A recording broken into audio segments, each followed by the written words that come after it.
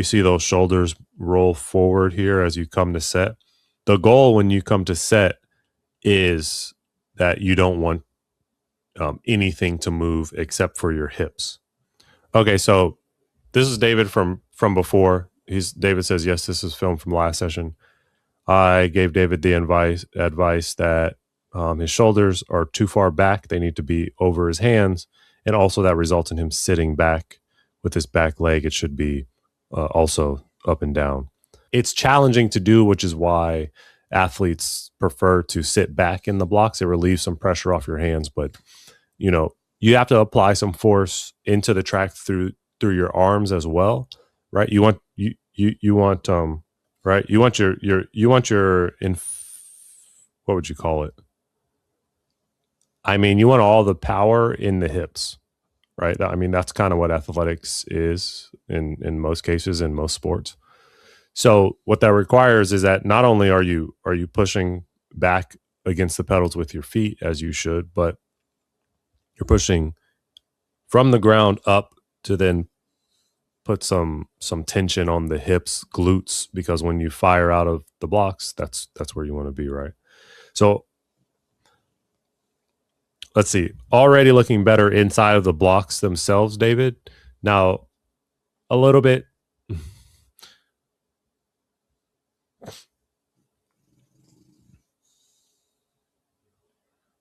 Okay. Still a little sitting back here.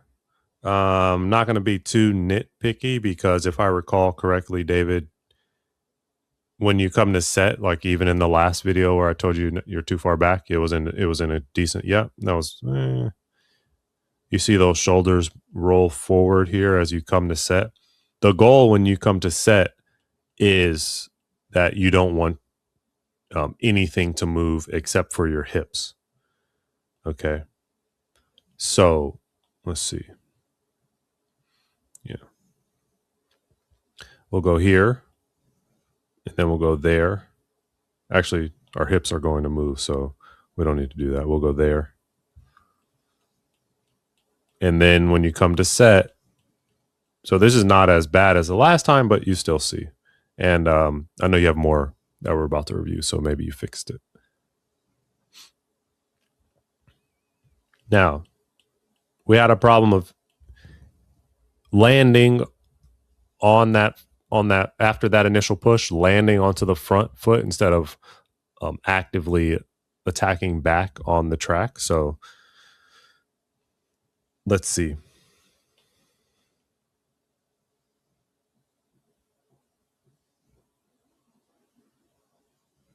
What I can say is like this is a great position. No matter how you start, I'm happy with the position that you're in on set.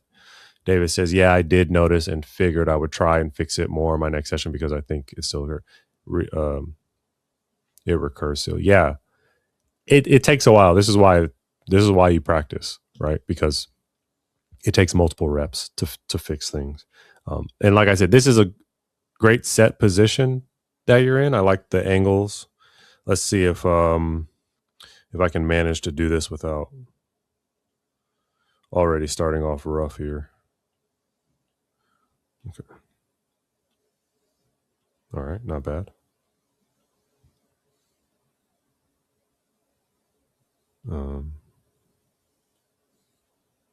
Yeah, there we go. Okay. I like that angle, 140. I think it's supposed to be a little bit like 120, so maybe a little bit too wide there. But, and then 116. Not horrible. And this is how you know, David, because when you decide to go, there's no extra movements. Your very first movement is forward with nice arm and nice extension off of those blocks. Okay, from here we're just going to ask, does this foot come back and fire into the track? It looks like it does. Different from last time, I would say. I feel my contacts need to be better still because my leg seems to drift in front too much and I land in front a little. Yeah, for sure. um yeah, like this one here, you just kind of hang out there. That's a little bit of a wide, right? You're good here. You have to finish pushing off, and now you have to figure out how to snap that back down here. Um, like I said, it comes from squeezing the hamstring in this moment, but the skill required to do that at full speed is high level. So it just is going to take practice. And you definitely, I mean, you step down nicely, but now's not necessarily the time to step down. It's the time to snap that leg back, right? If you were standing up tall and sprinting, this would be a bit better.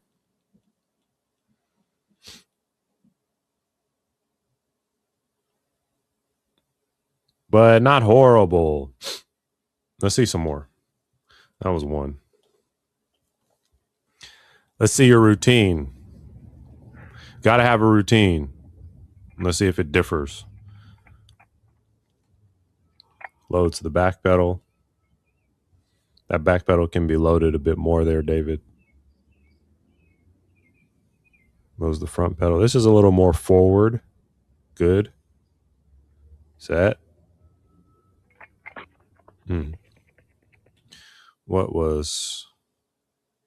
What happened?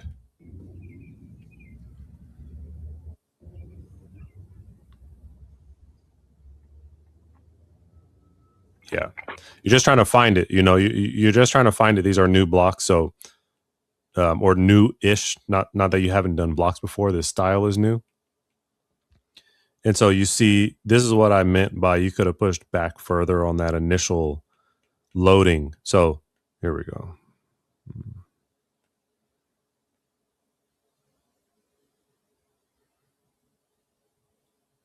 Okay, you do good here. But when that foot is loading back into that pedal, I need it flat. Okay, I need it flat against that pedal, like in this position. So again, it's about pushing back this way and finding a point to push that way to where the concentration of power is at your hips. Okay, like even when you load the blocks, that should be true, right? Because this is what happens when you don't. When you leave that little bit of space here, this is what happens. Okay, you come down here. Then look, you come to set, and what does that foot do? It slips. It's trying to find where that pedal is. Okay. A good thing about this, David, is that this pedal is laid all the way down, and this pedal is laid all the way down. The bad thing is that front foot has space in it. And the back foot is trying to find, right? If this slip happens, when let's say we have a very eager starter, okay, that means it doesn't really give everyone a chance to come to full set. Starters have different cadences like quarterbacks do. So you're trying to find your footing here. You get that little slip of that leg, and the gun goes off. That's going to be a bad start, and then you're going to have to submit film to me and say, why did I have a bad start? And then I'm going to say, well, your foot was literally sliding down the pedal. You weren't stuck to those pedals. And that's why you slipped. So another thing is the reason that it feels pretty hard on your hands. I haven't talked to David, by the way. I'm just assuming that it feels hard on his hands based on the way that he's setting up his blocks. But it's because you're putting a lot of push back here. I think you're actually doing that not too bad, but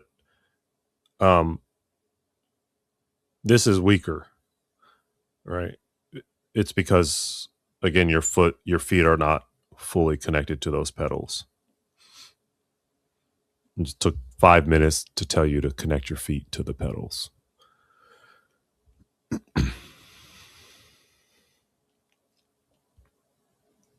Good. This is one other thing you do well. Okay.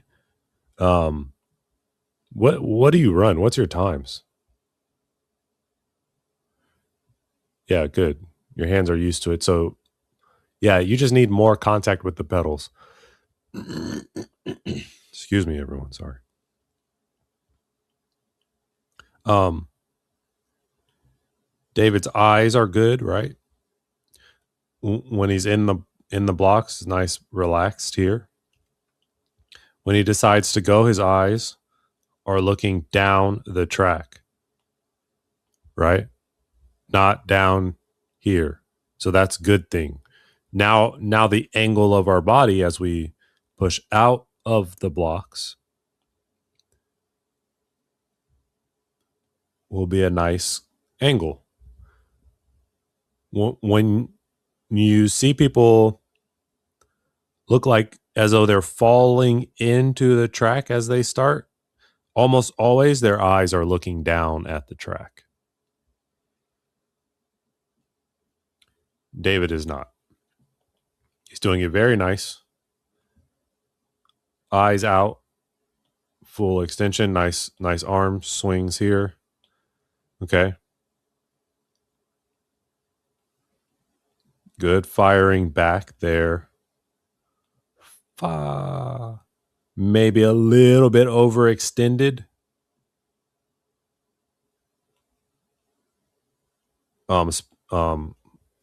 Maybe spent too much time pushing and not enough time snapping that leg back down. We already know this. This is what we were been talking about. And then this is going to be the theme as you continue. You can really see how this foot took a lot more effort to get off of and a lot more time to get off of, because it's kind of hanging around out there like this. Now you need to step back down, but it just floats. You're just floating. David runs 11.73 as of like 1 month ago, and I haven't ran a meet since. How many meets did you do in the season, David? Not bad. Not bad. I plan to try to do some this summer, but I haven't seen any show up yet. Yeah, no problem. Summer can be tough. What about during season? How many meets did you have during your track season?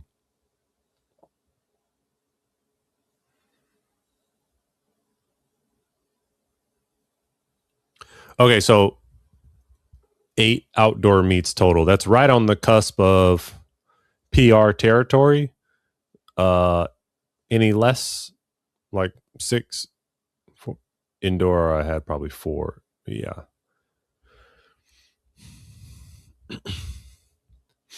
Yeah, I mean that's a decent number of meets. It's decent. If you could squeeze it. I mean, I'm sure you're on a team, so but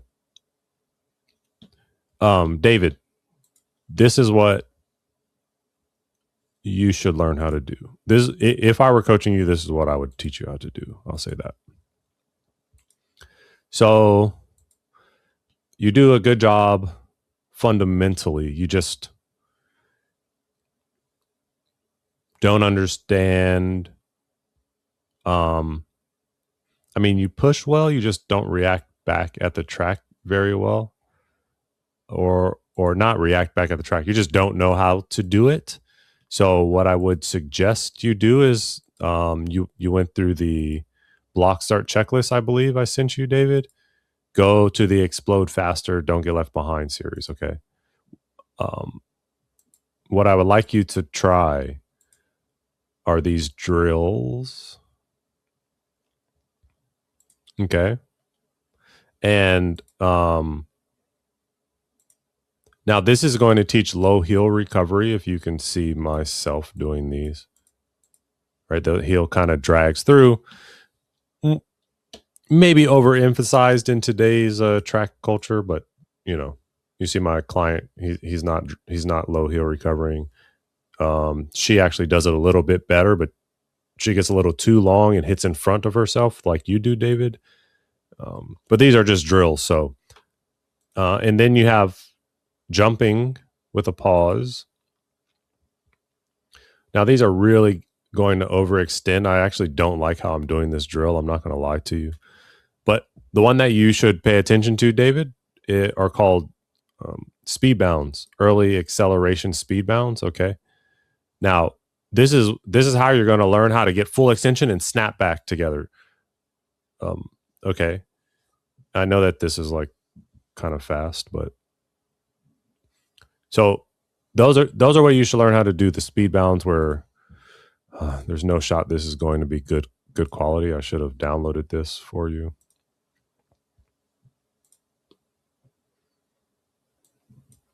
Okay, that might help. So you see my foot comes up and snaps. That was at the ends of the rep. So let's see again. Hopefully I'm a good example, but I think you get the idea of what I would like you to do, David. Please let me know if that's true or not.